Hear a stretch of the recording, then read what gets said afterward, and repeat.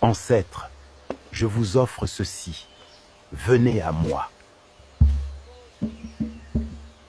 Au Cameroun, il y a un peuple dont personne ne veut croiser la route sur le plan mystique. Les Yambassa. Et leur chef a bâti un palais en briques en pleine brousse pour dire non à la France. Albert Botiba Bikamba, chef supérieur des Yambassa depuis 1923. Ce type n'est pas né chef. Il a grandi à Yaoundé, aux côtés de Charles Atangana, le plus puissant chef Ewondo. Et là-bas, il a appris quelque chose que personne d'autre n'avait compris. La puissance du blanc, c'est pas seulement ses armes, c'est sa capacité à bâtir. Botiba apprend le sciage, la maçonnerie, la cuisson des briques. Il retourne chez lui avec 25 scies de long, 15 scies de bûcheron, des haches, des rabots. Et il lance une révolution. Il interdit les maisons en écorce. Il envoie ses milices détruire les cases traditionnelles. Les anciens disent que dormir dans des murs de terre, c'est dormir dans une tombe. Botiba s'en moque. Il veut des murs en briques cuites. Et il les obtient. Il installe une briqueterie à Yangben. Il forme des maîtres scieurs dans chaque village. Et il se construit un palais à étages en briques rouges avec des tuiles pointues, une véranda à piliers et un escalier monumental.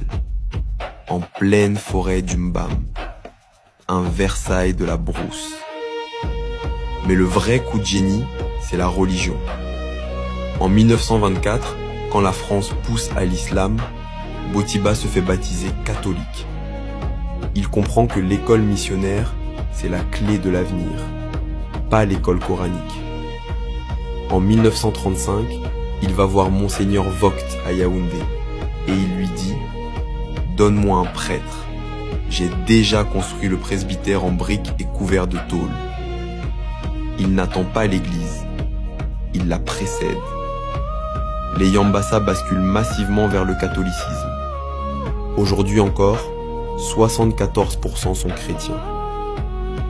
Mais maintenant, écoute pourquoi les Yambassa font peur à tout le monde. Ils ont une police mystique. Le Ro. Ces initiés possèdent des fétiches capables de frapper à distance. Foudre, maladie incurable. Tu voles dans une plantation Yambassa, tu ne le fais pas par morale. Tu le fais pas parce que tu sais ce qui t'attend. Et pour trouver la vérité, ils utilisent une mygale, l'araignée prophète. Le devin place des symboles devant son terrier. L'araignée sort, elle déplace les objets. Et la vérité est révélée. Qui a tué? Qui a volé? Qui a menti? La justice n'est pas humaine, elle est animale. Et ça la rend implacable. Ils ont aussi l'ongolo, une danse mystique exécutée uniquement la nuit par des femmes âgées. Si tu entends l'ongolo dans la nuit, c'est que le combat spirituel a commencé. Botiba, lui, est tombé en 1942, trahi par ses propres lieutenants, Amasoka et Boulemégué. L'administration française l'a destitué, déporté à Bafia, enfermé dans un cachot. Le lion du Mbam est mort en prison. Mais son palais est encore debout. Ses briques rouges résistent depuis presque 100 ans.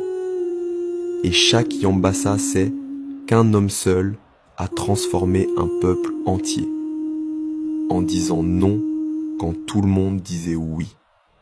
Écris Yambassa en commentaire si tu ne connaissais pas cette histoire. Partage à un Camerounais de la diaspora.